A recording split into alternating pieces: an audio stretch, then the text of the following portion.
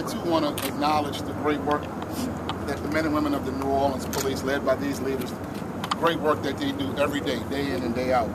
And under this mayor's leadership, we are aggressively growing this department into a professional and reliable police force that the public deserves and expects.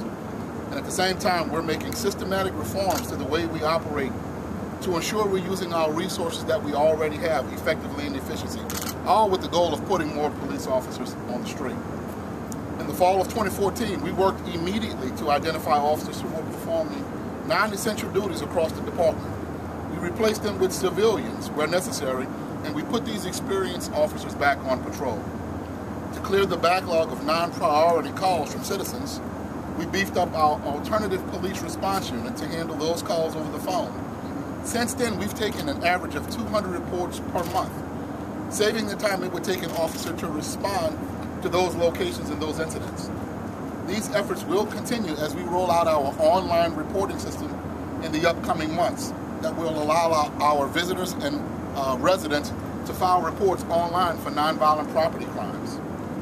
To save wasted time in the field, we revised our false alarm ordinance that aims to cut down on the number of false alarms that we're handling.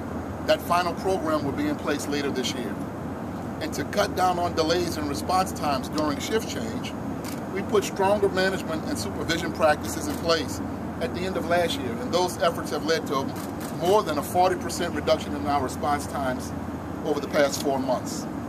So now we're doubling down on these efforts with the complete restructuring of the police department to put even more police officers in patrol and in your neighborhoods. With the help of our staffing consultant, we determined that we needed at least 353 officers to respond to citizens' calls for service.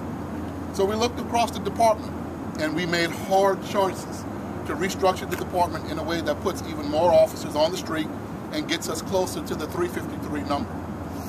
This meant consolidating positions and workloads, creating new positions, and hiring and training civilians to handle some of that work.